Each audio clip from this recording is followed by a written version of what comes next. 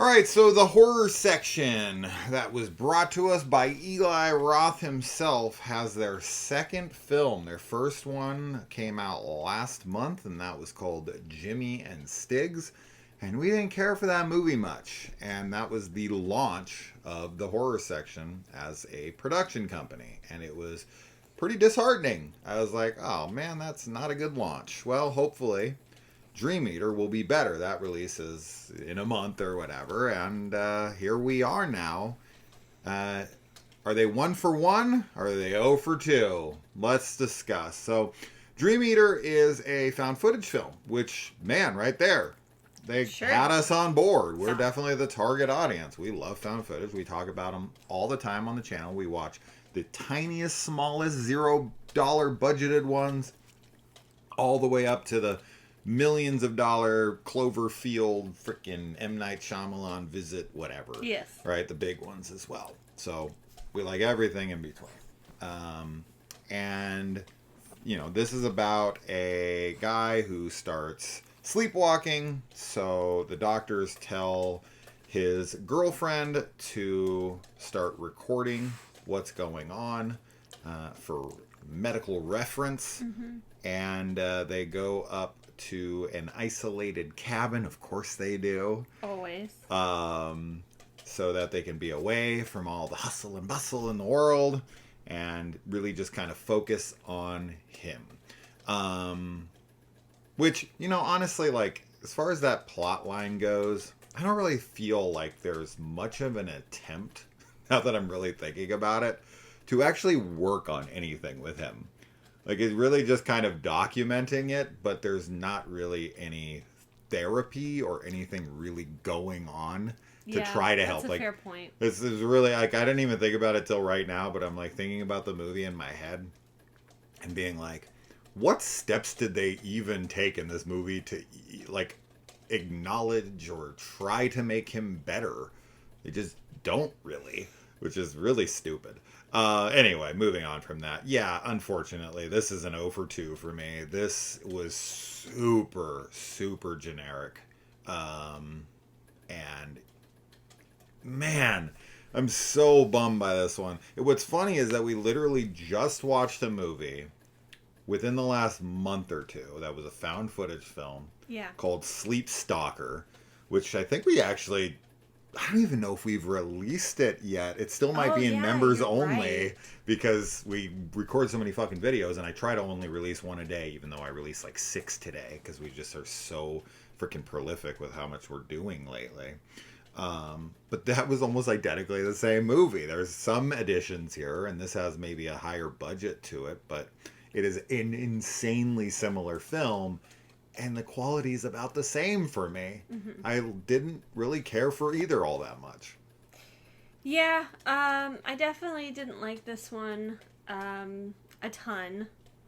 I think that there's going to be, you know, found footage purist will definitely not like some parts of this. There's some stingers and just things that, you know, wouldn't be in a found footage film. Not so much the angles and stuff, but more the music and whatnot that's included, which I think I just don't like. I'm like, if you're not gonna make it, I don't know, just don't make it found footage. That's just a personal preference when it comes to this subgenre.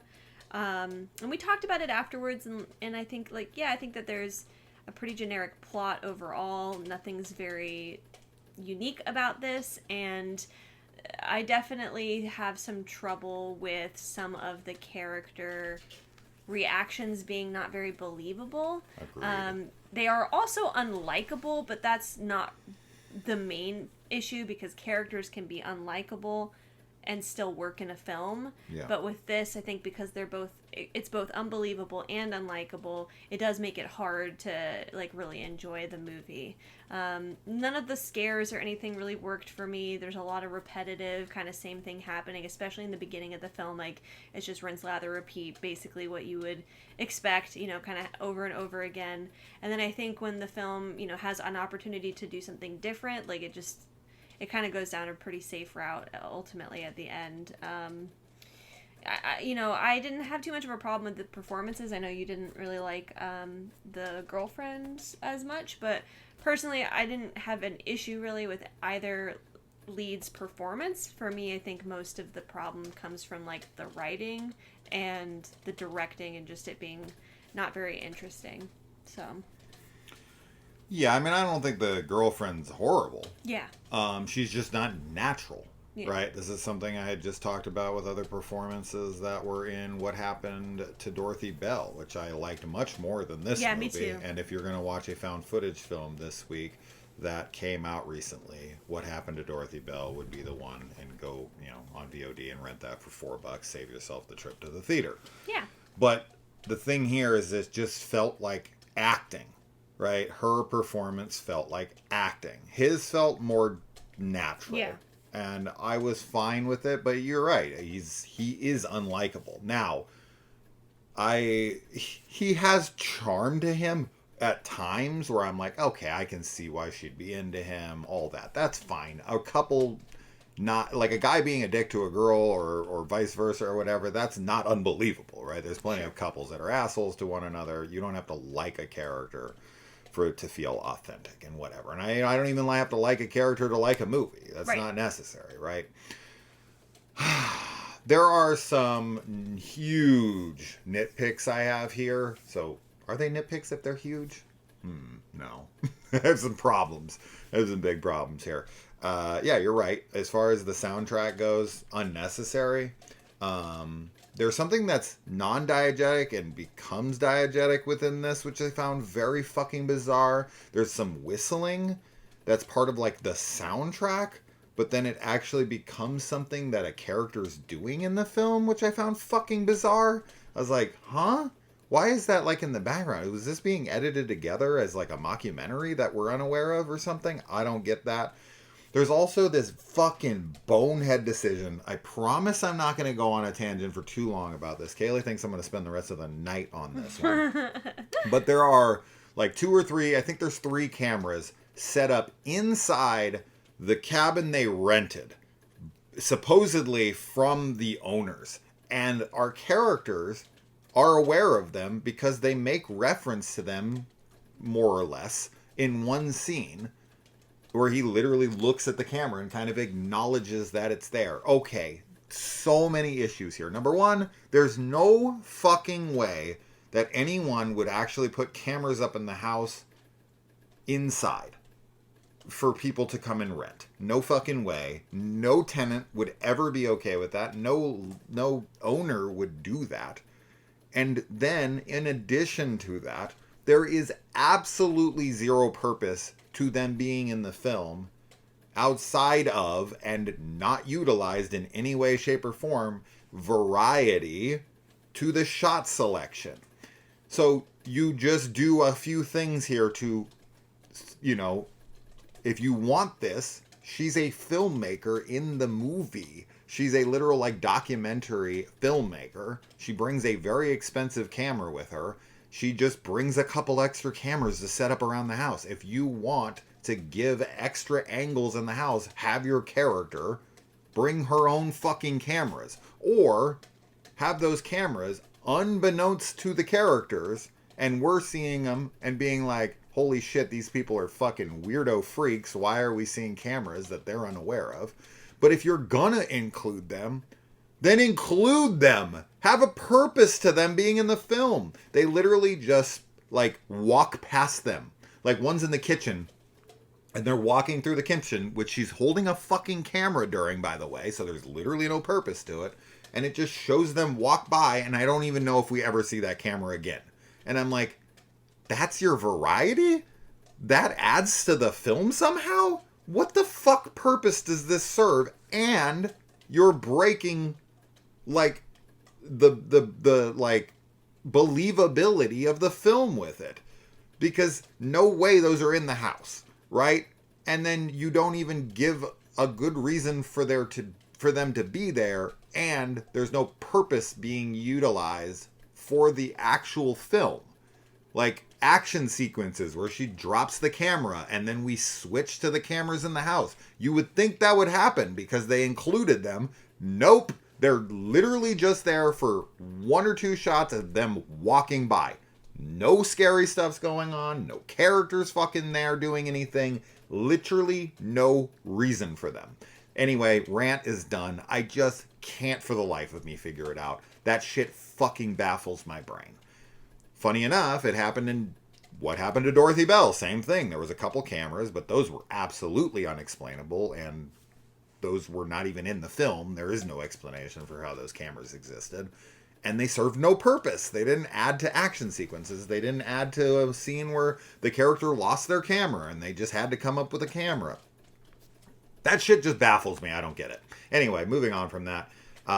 Yeah, you just have like sin after sin when it comes to found footage style, right? You're just like, you know, doing this, you're doing that. But then it really does come down to the believability.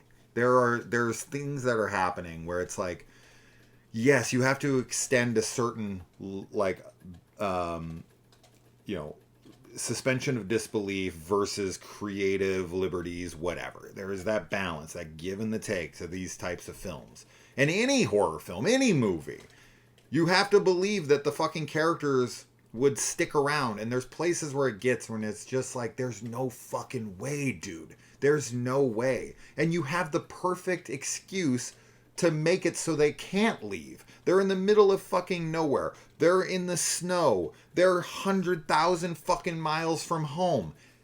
Put a snowstorm they can't get out of. He's sleepwalking. He fucks with the car. The cell phones won't work. Literally give me anything.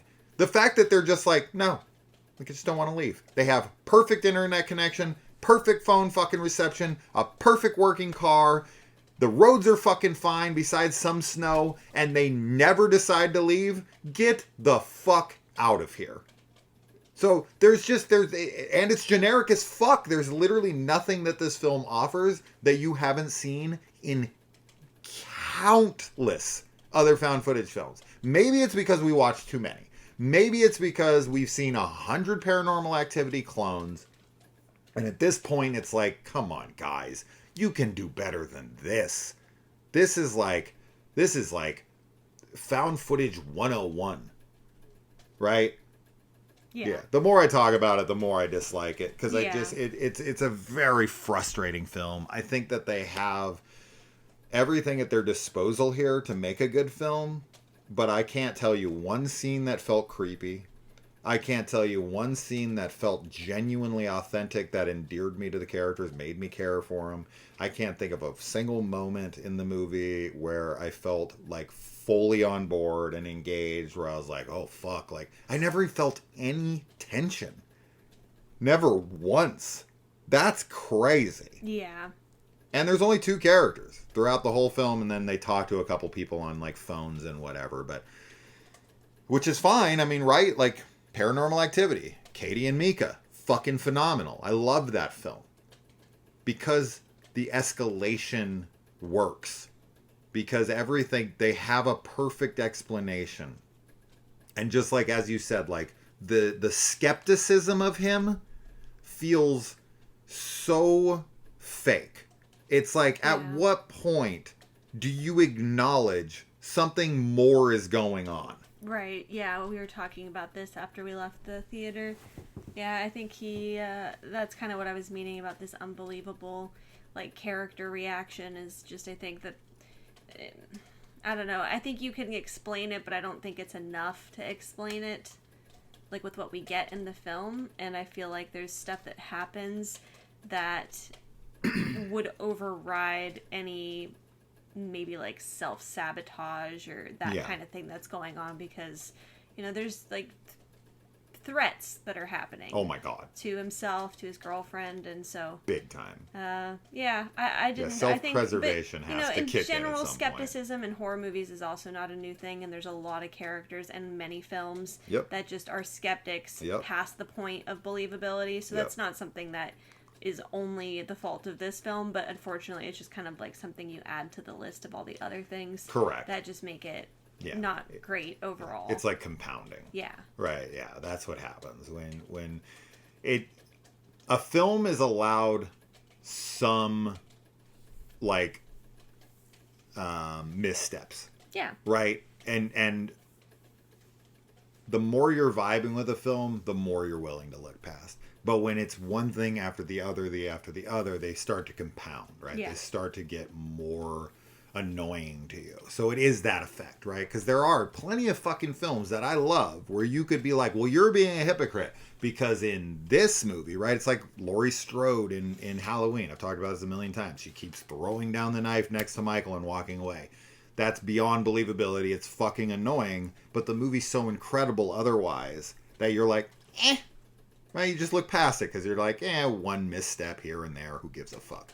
But when it's one after the other, you're just like, okay, I'm fucking done. And they start to irritate you. Yeah. Right? Because it's like, because it feels like no thought is put in anywhere.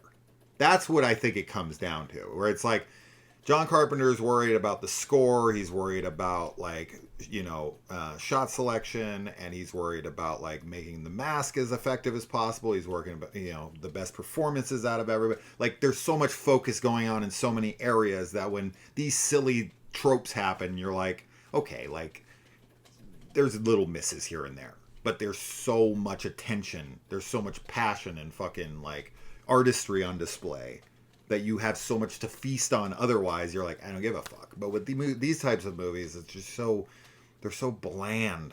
They're just like, I don't know. There's, like, no thought put in. It's like you watch Paranormal Activity and you're like, well, let's do it like that. And that's it.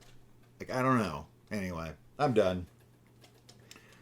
So, I cut the light. Oops. That's a very fickle light. Or was that a demon? It might have been a demon. All right, guys. Well,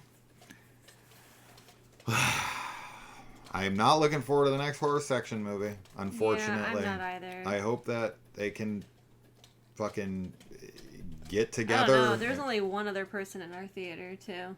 Oh, yeah. There's no one there. One person and then us. Hopefully everyone was going to see Shelby Oaks. Yeah, I hope so. Instead. That was a much better movie. But I think this is going to not do well in theaters in general. So. No. It was better in Jimmy and Stiggs for me, though. Which is kind of crazy because... It's weird. Jimmy and Stiggs is... There's way more going on. There's way more passion behind Jimmy and Stiggs. I prefer... Like, even though the visuals in Jimmy and Stiggs were... Like, I didn't like the way, like, they were affecting me. Yeah. I did think it was much more interesting looking and stylized, and that has a lot to elevate a film. But I take it back. I just didn't really like either. I didn't really I'm like not either. Gonna pick either, actually. I know, like, I think maybe pick bits and pieces from each one. Sure, that's fair. But overall, like, yeah, I wasn't really a fan of either, so it's like... Yeah, I don't know. We'll see what the next one is. I'm sure we'll watch it, but... Not excited. Yeah. All right, guys. That's it. That's it. All right. Bye. Bye.